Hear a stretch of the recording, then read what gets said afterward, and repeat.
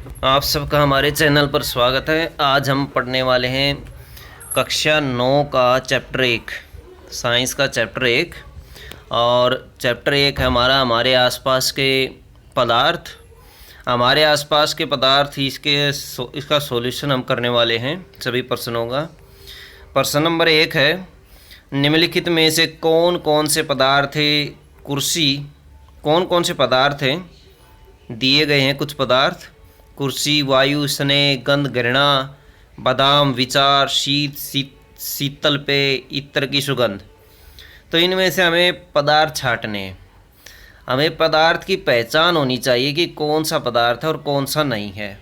जैसे कुर्सी ये पदार्थ है क्योंकि ये स्थान घेरता है और इसका द्रव्यमान भी होता है। तो वायु भी स्थान घेरती है और ये भी इसका भी द्रव्यमान होता है। बादाम ये भी ठीक है। और शीतल पेय बाकी कौन से बचते हैं? बाकी बचते हैं जैसे स्नेह का कोई द्रव्यमान नहीं होता, कोई स्थान नहीं घेरता। गंध ये भी नहीं, घृणा भी नहीं होगा। तो जो बचते हैं जैसे विचार है ये भी पदार्थ नहीं होता दोस्तों। क्वेश्चन नंबर 2 है, निम्नलिखित परीक्षण के कारण बताएं। गर्मा गर्म खाने की गंध कई मीटर दूर से ही आपके पास पहुंच जाती है, लेकिन ठंडे खाने की महक लेने के लिए आपको उसके पास जाना पड़ता है। बहुत ही अच्छा क्वेश्चन है और हर बार एग्जाम में पूछ लिया जाता है। पदार्थ के कणों की गतिज ऊर्जा उन पदार्थ के तापक्रम बढ़ने पर बढ़ती है। जैसे जैसे हमें पदार्थ का ताप बढ़ाते हैं तो उसमें उपस्थित कणों की गतिज ऊर्जा ही बढ़ जाती है। गतिज ऊर्जा आती है जिसकी वजह से वो स्पीड में आ जाते हैं। जैसे हम भोजन ठंडा भोजन रखते हैं तो उसके भोजन के कणों की गति कम होती है, लेकिन उसको गर्म करते हैं तो उसके भोजन के कणों की गति बढ़ जाती है। गर्म खाने के कणों में गतिज ऊर्जा ज़्यादा होती है। ज़्यादा गतिज ऊर्जा के कारण गर्म खाने के कणों में विसरण अधिक होता है। यह विसरण विधि, इस वजह से गर्म खाने की गंध कई मीटर दूर तक पहुंच जाती है, जबकि ठंडे खाने की महक लेने के लिए हमें उसके पास जाना पड़ता है। क्वेश्चन नंबर 3 में आ जाइए। ये भी अच्छा क्वेश्चन है, ये भी काफ़ी बार एग्जाम में आता है, इम्पोर्टेंट क्वेश्चन है। स्विमिंग पूल में गोताखोर पानी काट पाता है, इससे पदार्थ का कौन सा गुण परीक्षित होता है? जल के कणों के बीच दूरी ज़्यादा होने के कारण उनके बीच आकर्षण बल कम रहता है, इसलिए स्विमिंग पूल में गोताखोर पानी काट पाता है। देखिए, आकर्षण बल जो होता है वो गैसों में बहुत कम होता है, 0 के बराबर होता है, और द्रव पदार्थों में थोड़ा ज़्यादा होता है गैसों से, और ठोस पदार्थों में बहुत ज़्यादा होता है। इसी वजह से ठोस पदार्थों को हम तोड़ नहीं पाते। जैसे कुर्सी है, मेज़ है, उसके कण मजबूती से बंधे होते हैं, एक दूसरे से जुड़े होते हैं मजबूती से। जबकि जो तरल पदार्थ होते हैं उनमें आकर्षण बल काफ़ी कम होता है, जिस वजह से हम उनको आसानी से तोड़ सकते हैं, काट सकते हैं। तो जल को हम आसानी से हाथ से काट सकते हैं, गोताखोर उसके अंदर जा सकता है पानी के अंदर, इसी वजह से होता है ये। क्वेश्चन नंबर 4 है, पदार्थ के कणों की क्या विशेषताएं होती है? पदार्थ के कणों की कुछ निम्न विशेषताएं हैं। इनके कणों के बीच रिक्त स्थान मौजूद होते हैं, खाली स्थान होते हैं। कैसे? जिससे एक पदार्थ के कण दूसरे पदार्थ के कणों के बीच के रिक्त जगहों में समावेशित हो सकते हैं। जैसे हम चौक लेते हैं और चौक को स्याही में डुबोते हैं तो वो नीला हो जाता है। क्यों हो जाता है? क्योंकि स्याही के कण उसके कणों के बीच में चले गए हैं और उसके कणों के बीच में खाली स्थान थे, इसलिए स्याही के कण उसमें अंदर चले गए। तो ये पहला गुण है। दूसरा गुण है, पदार्थ के कण निरंतर गतिशील रहते हैं, अर्थात उसमें गतिज ऊर्जा होती है। अभी अभी हमने पढ़ा था कि ठंडे भोजन के कणों में गतिज ऊर्जा कम होती है। गर्म कर दें तो टेम्परेचर बढ़ा दें तो उनके कणों में गतिज ऊर्जा ज़्यादा हो जाती है। पदार्थ के कणों के बीच एक बल कार्य करता है जिसको आकर्षण बल कहा जाता है। ये तीसरा पॉइंट है, आकर्षण बल, जिसकी वजह से कोई भी पदार्थ ठोस होता है या फिर द्रव होता है, गैस होता है, आकर्षण बल के आधार पर निर्धारित किया जाता है। क्योंकि गैसों में आकर्षण बल कम होता है, जबकि द्रव के अंदर उससे ज़्यादा होता है और ठोस में सबसे ज़्यादा होता है। किसी तत्व के द्रव्यमान प्रति इकाई आयतन को घनत्व कहते हैं। घनत्व बराबर होता है द्रव्यमान बटे में आयतन। बढ़ते हुए घनत्व के क्रम में निम्नलिखित को व्यवस्थित करें। वायु, चिमनी का धुआं, शहद, जल, चौक, रुई और लोहा। बढ़ते हुए क्रम में इस तरह से इनको व्यवस्थित करेंगे। सबसे पहले आएगा वायु, फिर चिमनी का धुआं, फिर रुई, जल, शहद, चौक और लोहा। तो इस तरह से घनत्व बढ़ता जाता है। वायु का सबसे कम होता है, चिमनी के धुएं का उससे भी कम, उससे ज़्यादा होता है, रुई का उससे ज़्यादा होता है, जल का उससे ज़्यादा होता है, शहद का और लोहे का सबसे ज़्यादा। पदार्थ की विभिन्न अवस्थाओं के गुणों में होने वाले अंतर को सारणीबद्ध कीजिए। कुछ गुण दिए हैं पदार्थ के, जैसे दृढ़ता, संपीड़ितता, तरलता, बर्तन में गैस का भरना, आकार, गतिज ऊर्जा, घनत्व। इस तरह से ठोस अवस्था देखिए पहले पार्ट में, फिर द्रव अवस्था, फिर गैसीय अवस्था। अंतर है, निश्चित आकार होता है ठोसों का, इसमें निश्चित आकार नहीं होता। द्रव में, गैसीय में निश्चित आकार नहीं होता। द्रव ठोस होते हैं, कठोर नहीं होते, कठोर नहीं होते। इस तरह से आप इनको याद कर सकते हैं। स्थायी आयतन होता है, स्थायी आयतन होता है, और जबकि गैसों का अस्थायी आयतन होता है। निम्न गतिज ऊर्जा संपन्न होते हैं और मध्यम गतिज ऊर्जा होती है, जबकि इसमें सबसे अधिक गतिज ऊर्जा होती है गैसों में। गैस के कणों में सबसे अधिक गतिज ऊर्जा पाई जाती है। तरल नहीं है, यानी कि ये बह नहीं सकते। ठोस बह नहीं सकते, तरल बह सकते हैं, ये भी बह सकती है गैसें भी। उपेक्षणीय संपीड़ितता देखी जा सकती है। संपीड़ितता थोड़ी सी देखी जा सकती है, यानी इनको कम दबाया जा सकता है, थोड़ा संकोचनशील होते हैं। इनमें अत्यधिक संपीड़ितता होती है, गैसों को दबाया जा सकता है। जैसे दबा करके गैसों को प्रेशर में, काफ़ी ज़्यादा प्रेशर के ऊपर दबा करके सिलेंडरों में फिल किया जाता है गैस को। इसी तरह ठोसों को कम दबाया जा सकता है, बहुत ही कम, 1%। अत्यधिक आणविक शक्ति संपन्न होते हैं, आणविक शक्ति अत्यधिक होती है। ठोस से कम आणविक शक्ति होती है, और गैसों में बहुत ही कम आणविक शक्ति होती है। ठोसों का घनत्व अधिक होता है, इसमें कम होता है, और इसमें सबसे कम होता है गैसों में। अब इनकी परिभाषा दी गई है। दृढ़ता, संपीड़ितता, तरलता, बर्तन में गैस का भरना, आकार, गतिज ऊर्जा, घनत्व। तो आप इनकी परिभाषा यहाँ से कर सकते हैं। दृढ़ता क्या होती है कि कोई ठोस है, वो अपने आप को बनाए रखे हुए है, किसकी वजह से? दृढ़ता की वजह से। जैसे कुर्सी है, कुर्सी ठोस है, उसमें दृढ़ता पाई जाती है। ठोसों में ये सबसे ज़्यादा गुण पाया जाता है। संपीड़ितता दबाने का गुण होता है। तरलता बहने का गुण होता है, कि कोई द्रव ठोस क्या बह सकता है, या गैस बह सकती है, ठोस तो बह ही नहीं सकती। बर्तन में गैस का भरना। आकार क्या होता है? साइज होता है आकार। गतिज ऊर्जा क्या होती है? गतिज पदार्थों के अंदर, पदार्थ के कणों के बीच पाई जाती है, वो कम ज़्यादा होती है। घनत्व किसे कहते हैं? द्रव्यमान प्रति इकाई आयतन को घनत्व कहते हैं। प्रश्न नंबर 3 में आ जाइए, इसमें कारण बताइए। बहुत ही अच्छे क्वेश्चन है ये, चारों के चारों। 4 पार्ट है इसमें। पहला पार्ट है, गैस पूरी तरह से उस बर्तन को भर देती है जिसमें इसे रखते हैं। गैस में गतिज ऊर्जा अधिकतम होती है और कणों के बीच में आकर्षण शक्ति कम होने की कारण गैस पूरी तरह से उस बर्तन को भर देती है जिसमें इसे रखते हैं। देखिए, गतिज ऊर्जा अधिक होती है कणों में और आकर्षण शक्ति कम होती है, इस वजह से वो पूरी तरह भर देती है बर्तन को। गैस बर्तन की दीवारों पर दबाव डालते, बिल्कुल डालती। गतिज ऊर्जा उसके कणों में ज़्यादा पाई जाती है, जिसकी वजह से वो बर्तन की दीवारों से टकराते रहते हैं और दबाव डालते रहते हैं।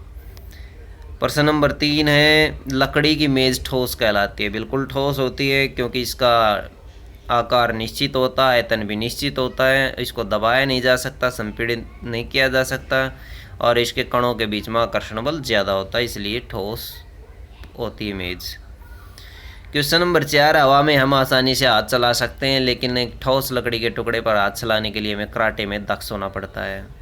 बिल्कुल सही है, हवा में आसानी से हाथ चला सकते हैं, क्योंकि इनके कणों के बीच में खाली स्थान होता है, खाली जगह होती है और कण दूर दूर होते हैं, इसलिए इसमें हम आसानी से हाथ चला सकते हैं। जबकि ठोस के कणों में आकर्षण शक्ति अधिक होती है और वो एक दूसरे से जुड़े होते हैं, खाली जगह बहुत ही कम होती है, इसलिए ठोस लकड़ी के टुकड़े में हाथ चलाने के लिए बहुत शक्ति चाहिए। क्वेश्चन नंबर 4 में आ जाइए। सामान्यतः ठोस पदार्थों की अपेक्षा द्रवों का घनत्व कम होता है, लेकिन आपने बर्फ के टुकड़े को जल में तैरते हुए देखा होगा। पता लगाइए ऐसा क्यों होता है। बर्फ का घनत्व जल के घनत्व से कम होता है। जल जमने से बर्फ बनती है, इसलिए बर्फ के अंदर रिक्त स्थान रहता है, इसलिए बर्फ के टुकड़े को जल में तैरते हुए देखा जा सकता है। ठोसों का घनत्व वास्तव में ज़्यादा होता है द्रवों से, लेकिन यहाँ पर बर्फ़ एक ठोस है, फिर भी इसका घनत्व कम है, क्योंकि इसका घनत्व इसके कणों के बीच में खाली स्थान होता है, जिसकी वजह से इसका घनत्व कम होता है, इसलिए ये आसानी से पानी पर तैर सकती है। कोई वस्तु पानी पर कब तैरती है? जब उसका घनत्व पानी से कम हो, तभी तैरती है वो। निम्नलिखित तापमान को सेल्सियस में बदलें। 300 केल्विन को सेल्सियस में बदलिए।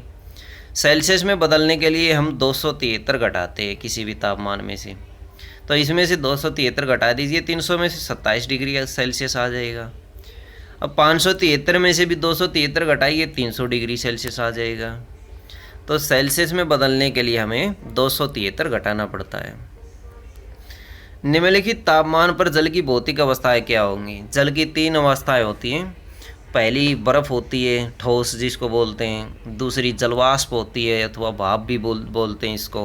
और तीसरी तरल होती है, जिसको हम पीते हैं, द्रव रूप में होता है ये जो ठोस होती है 0 डिग्री पर होती है बर्फ़, जबकि तरल जो होता है, द्रव जल होता है, वो अप्रोक्सीमेटली 20 से 30 डिग्री सेल्सियस के बीच होता है, 35 भी बोल सकते हैं। सामान्य जो होता है वो 25 डिग्री सेल्सियस होता है जल का तापमान, लेकिन जलवाष्प अथवा भाप का तापमान 100 डिग्री सेल्सियस होता है और 100 से अबो होता है। तो इसमें अवस्थाएं बतानी है। 250 डिग्री सेल्सियस पर जल वाष्पित हो जाता है। 100 से ऊपर जब टेम्परेचर चला जाता है जल का, तो वो भाप में बदल जाता है। और 100 से नीचे या 100 पर जल जो है वो जलवाष्प में रहेगा। 100 से नीचे, 100 के ऊपर पानी उबलता है तो ये जलवाष्प में रहेगा, 100 के ऊपर जलवाष्प में बदल जाता है, और 100 से ऊपर भी। किसी भी पदार्थ की अवस्था परिवर्तन के दौरान तापमान स्थिर क्यों रहता है? अब पदार्थ की अवस्था परिवर्तन के दौरान दी गई गुप्त ऊष्मा पदार्थ के कणों के बीच आणविक बंधों को तोड़ने में खर्च होती है। कणों के बीच जो बंध होते हैं उनको तोड़ने में ये ऊर्जा खर्च हो जाती है, गुप्त ऊष्मा। इसलिए अवस्था परिवर्तन के दौरान पदार्थ का तापमान स्थिर रहता है। जैसे बर्फ़ पिघल जाती है और पानी में बदल जाती है, तापमान उतना ही रहता है। वायुमंडलीय गैसों को द्रव में परिवर्तन करने के लिए कोई विधि सुझाइए। वायुमंडलीय गैसों को द्रव में परिवर्तित करने के लिए 2 तरीके प्रयोग किए जाते हैं। गैसों के अणुओं पर दबाव बढ़ा सकते हैं ताकि वो अधिक पास आ सकें, और गैसों का तापमान कम करना ताकि उसकी गतिज ऊर्जा कम हो जाए। गर्म और शुष्क दिन में कूलर अधिक ठंडा क्यों करता है? गर्म दिनों में तापमान अधिक और आर्द्रता कम होती है, जिसके कारण वाष्पीकरण की दर बढ़ जाती है। वाष्पीकरण के कारण कूलर के अंदर से ठंडी हवा कमरे में फैलकर ठंडक फैलाती है। काफ़ी अच्छा क्वेश्चन है, 100% एग्जाम में आता है ये। और ये वाला भी एक क्वेश्चन अच्छा है। क्वेश्चन नंबर 1, 2, 3 और 4, 4 और 1, 5, 5 के 5 क्वेश्चन एग्ज़ाम में देखे गए हैं और काफ़ी बार ये एग्ज़ाम में पूछ लिए जाते हैं। गर्मियों में घड़े का जल ठंडा क्यों होता है? घड़े के सतह पर छिद्र होते हैं जिनसे पानी बाहर निकल सकता है। ऐसे जल घड़े से ऊष्मा लेकर के लगातार वाष्पीकृत होता रहता है। ऐसा जल जो है वो घड़े से ऊष्मा लेता है और वाष्पीकृत होता रहता है, और घड़े से ऊष्मा के त्याग के कारण घड़े का जल ठंडा हो जाता है। क्वेश्चन नंबर 3 है, एक दूसरे से मिलते हुए क्वेश्चन है, चारों क्वेश्चन ये। एसीटोन, पेट्रोल या इत्र डालने पर हमारी हथेली ठंडी क्यों हो जाती है? एसीटोन, पेट्रोल या फिर इत्र डालने पर हमारी हथेली ठंडी हो जाती है क्योंकि हथेली से ऊर्जा प्राप्त करके ये वाष्पीकृत होते हैं। हथेली से ऊर्जा कम होने के कारण हथेली ठंडी हो जाती है। हथेली का टेम्परेचर कम हो जाता है क्योंकि ऊर्जा कौन ले लेता है? पेट्रोल या इत्र के कण ले लेते हैं। इत्र होता सेंट, तो ये कण ले करके ठंडक महसूस करवाते हैं। कप की अपेक्षा प्लेट से हम गर्म दूध या चाय जल्दी क्यों पी लेते हैं? कप की अपेक्षा प्लेट की सतह का क्षेत्रफल अधिक होता है, जिसके कारण प्लेट से वाष्पीकरण अधिक होता है। अधिक वाष्पीकरण के कारण प्लेट में रखा चाय या दूध जल्दी ठंडा होता है, जिससे हम आसानी से पी लेते हैं। गर्मियों में हमें किस तरह के कपड़े पहनने चाहिए? सूती वस्त्र पहनने चाहिए। गर्मियों में हमें सूती कपड़े पहनना चाहिए। सूती कपड़ों में छिद्र होते हैं और जल्दी हमारे शरीर से पसीने को अवशोषित करके बाहरी वातावरण के संपर्क में लाते हैं, जिससे पसीना हमारे शरीर से जल्दी वाष्पीकृत हो जाता है और जिसमें गुप्त ऊष्मा भी वाष्पीकृत हो जाती है और हमारा शरीर ठंडक महसूस होता है, ठंडक महसूस करता है, क्योंकि जो पसीना निकलता है वो उन छिद्रों के माध्यम से वायुमंडल में चला जाता है, इसलिए ठंडक महसूस करते हैं हम। निम्नलिखित तापमान को सेल्सियस में परिवर्तित करें। ये अब हमारे अभ्यास के क्वेश्चन आ गए हैं। 300 केल्विन को जिस तरह से हमने ऊपर किया था सेम वही तरीका और वही क्वेश्चन है ये। 573 केल्विन को 27 डिग्री सेल्सियस और 300 डिग्री सेल्सियस में बदल सकते हैं। निम्नलिखित तापमानों को केल्विन इकाई में परिवर्तित करें। 25 डिग्री सेल्सियस और 373 डिग्री सेल्सियस। अब डिग्री को केल्विन में बदलना है तो 273 इसमें जोड़ दें। ऊपर हमने 273 घटाया था तो यहाँ 273 हम जोड़ देंगे। 25 में 273 जोड़ते तो 298 केल्विन, जबकि 373 में 273 जोड़ा जाता है तो 646 केल्विन में बदल जाता है। क्वेश्चन नंबर 3 है, निम्नलिखित अवलोकन हेतु कारण लिखें। नेफ्थलीन को रखा रहने देने पर यह समय के साथ कुछ भी ठोस पदार्थ छोड़े बिना अदृश्य हो जाती है।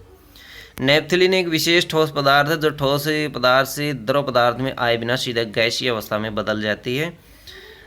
पदार्थ का यह गुण ऊर्ध्वपातन कहलाता है। जैसे कपूर होता है, कपूर क्या करता है, कपूर की गोलियां बाथरूमों में डाल देते हैं और कुछ समय के पश्चात वो गायब हो जाती है। वो इसी विधि से ऊर्ध्वपातन विधि से गायब हो जाती है, क्योंकि उसमें क्या है, ठोस कण गैस में परिवर्तित हो जाते हैं डायरेक्ट। हमें इत्र की गंध बहुत दूर बैठे हुए पहुंच जाती है। इत्र सेंट, इसकी गंध दूर तक कैसे मिल जाती है? इत्र द्रव अवस्था से तेजी से गैसीय अवस्था में चले जाते हैं और गैस कण उच्च सांद्रता वाली जगह से कम सांद्रता वाली जगह में फैल जाते हैं, जिससे गंध बहुत दूर बैठे हुए व्यक्ति तक भी पहुंच जाती है। निम्नलिखित पदार्थों को उनके कणों के बीच बढ़ते हुए आकर्षण के अनुसार व्यवस्थित करें। जल, चीनी, ऑक्सीजन। कणों के बीच बढ़ते हुए आकर्षण के अनुसार निम्न है।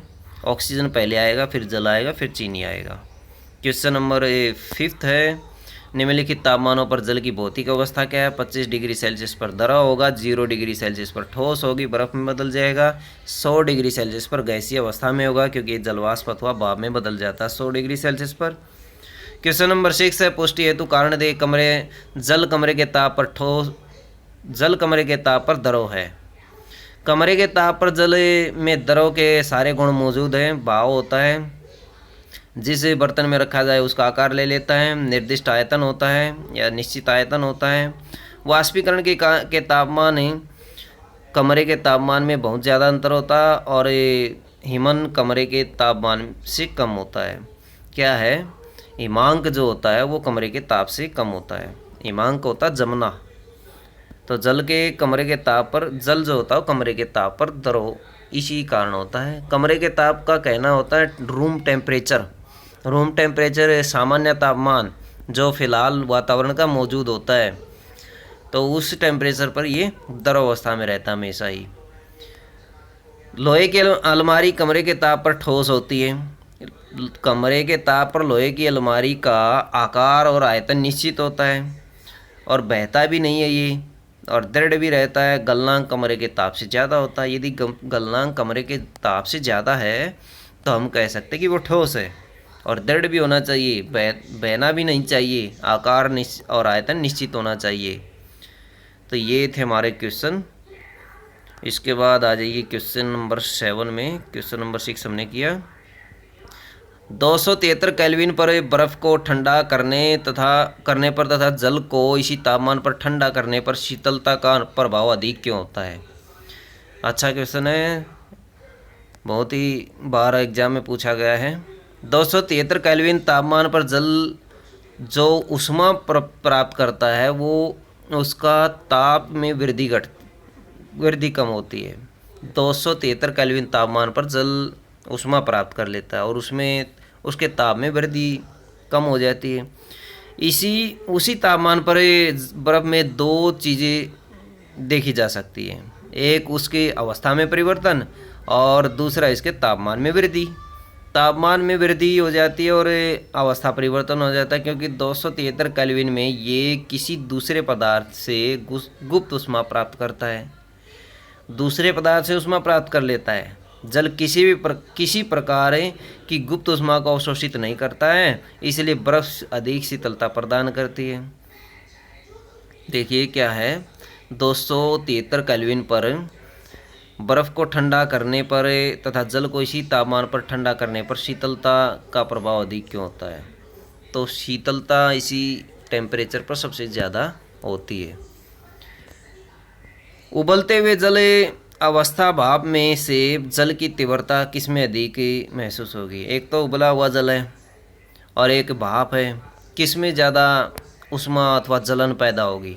जलने की। हम यदि उबलते जल में हाथ डालें और भाप में हाथ डालें तो जलने की जो तीव्रता है वो भाप में ज़्यादा महसूस होगी, क्योंकि भाप के कणों में अधिक ऊर्जा पाई जाती है, इसी वजह से इसमें अधिक होगी। क्वेश्चन नंबर 9 पर आ जाइए। निम्नलिखित चित्रों के लिए ABCDE और F की अवस्था परिवर्तन को नामांकित करें। अवस्था परिवर्तन ठोस, द्रव और गैस दी गई हैं, और ठोस ए जो है अवस्था ठोस से द्रव में परिवर्तित होती है, जैसे तीर का निशान इसमें दिखाया गया है, ठोस से द्रव की तरफ जाते हुए। ये विगलन प्रक्रिया है, विगलन अथवा गलना। जैसे बर्फ़ जो होती है वो पानी में परिवर्तित हो जाती है, गल जाती है, वो पानी में बदल जाती है, इसे विगलन प्रक्रिया कहा जाता है। बी पर देखिए, बी द्रव से गैस में परिवर्तित होना। द्रव से गैस की तरफ तीर का निशान जा रहा है, तो कोई भी द्रव जब गैस में परिवर्तित होगा उस प्रक्रिया को वाष्पीकरण कहा जाता है। सी पर देखिए, सी गैस से द्रव में परिवर्तन है, तो ये गैस से द्रव में परिवर्तन जो है वो देखिए इसमें जैसे गैस है, जलवाष्प है, वो बूंदों में बदल जाते हैं, ये संघनन प्रक्रिया होती है। इसमें संक्षेपण लिखी हुई है, संघनन प्रक्रिया होती है ये। डी में देखिए हिमीकरण, हिमीकरण होता जमना, हिम बनना, बर्फ बनना। तो डी में देखिए द्रव से ठोस की तरफ तीर का निशान जा रहा है, तो ये दिखाता है कि हिमीकरण प्रक्रिया है। ऊर्ध्वपातन ई में देखिए, ऊर्ध्वपातन ठोस से सीधे गैस में बदलना ऊर्ध्वपातन कहलाता है। जैसे कपूर की गोलियाँ कुछ समय के बाद गायब हो जाती है बाथरूमों से, तो ये ऊर्ध्वपातन प्रक्रिया है। सबसे नीचे देखिए फिर गैस से ठोस में बदलना, तो ये होता है निष्पेषण। तो ये गैस से सीधा ठोस में परिवर्तित होना, निष्पेषण। दाब में वृद्धि करके ऐसा किया जा सकता है। तो ये थे हमारे क्वेश्चन लेसन नंबर 1 के। अगर वीडियो अच्छी लगे तो लाइक करें, शेयर करें, चैनल को सब्सक्राइब कर लें।